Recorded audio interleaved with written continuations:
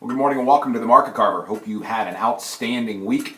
I'm Joe Clark, the managing partner of the Financial Enhancement Group, and this is our weekly update in terms of what's going on in the market. If you're new to us, happy to have you all around and along.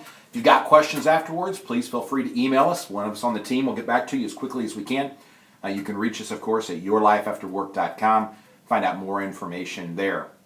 Well, this weekend really has been about Cyprus, other than the fact that it seems to have been ignored.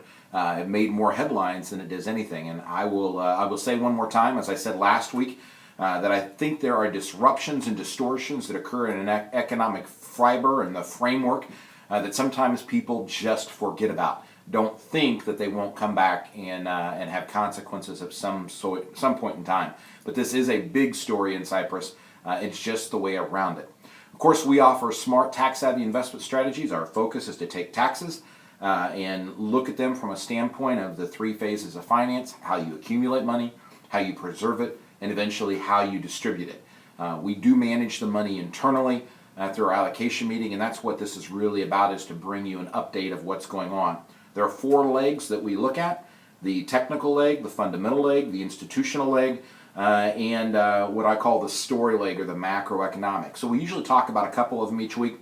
This week we thought we'd talk about Salesforce, stock splits versus buybacks. Economically, nothing changes in a stock split. If you remember back to the tech wreck, years and years ago, stocks would split. They were $50 a share or $100 a share. They'd split. You had four that were 25, and in no time at all, they were back to 50 to 75 apiece because people didn't understand what's going on. Now, I'm a professor at Purdue, and one of the questions I always ask my students is, which is worth more? Google, that's at $800 a share, or Apple, that's about $450 a share? And many of the kids will say, well, Google, of course. And you can't answer that. Actually, Apple's worth a lot more money than Google. But you have to know how many shares of stock are outstanding. Salesforce was on a run because of cloud computing. They're dividing each share into 4 shares to make the price cheaper. No economic change at all for the company. Nothing's happening there that matters at all. Now, buyback is a different story. BP is selling off one of its units. It's going to take about $8 billion and buy back some stock starting effective immediately. That's reducing the number of shares, and that actually does provide value for the shareholder on the other end of the day.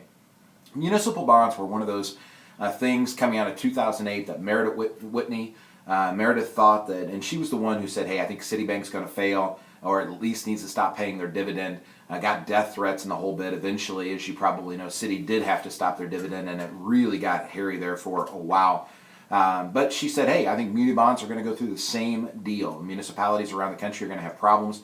I tend to agree with her. But so far, that has not been the case. What we have seen is changes in pensions, more loans from the federal government to the states, and just basic challenges around the way. Whether she winds up being right or not in the long run, we'll have to wait and see. So far, she's sticking to her story. You don't want to be a member of the crowd. Adam Harder is our resident CFA and the chief investment strategist in the firm. He likes to say nobody can be the first one out of a burning building. One of the conversations that we have about Wall Street is crowded trades. It's when too many people are trying to go in the same direction. And that all works as long as they continue to go. But when somebody starts to change the direction, some bad things can happen very, very quickly. You've seen over the course of this last couple of weeks, when a Cyprus headline would move or would break, that the market would move either up or down very, very quickly. There's a lot of people paying attention, thinking that we could be close to a period of time where it's time to get ready to exit the building, shall we say.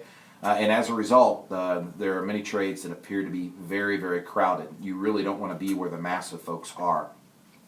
Don't forget, you still have until the middle of April to be able to fund your 2012 Roth. If you've not got one open, if you're qualified, you ought to consider it. And it's never too early to start planning for 2013. Go ahead and get it in, get the money working. Do not forget about the IRAs. If you're under 70 and a half and you have earned income, you qualify to contribute to at least one of the 3 IRAs that are available. We talk about those in our workshops a lot. And speaking of that, we talk about it on the radio show. You can listen to us on Saturday morning, 9 to 10 on WQME, 10 to 11 on Sunday mornings on Shine 99. And of course, you can always get the newspaper column off of our website at yourlifeafterwork.com. If there's anything we can do to be of service, please don't hesitate to call. look forward to talking with you. God bless. Have a great week. We'll see you again soon.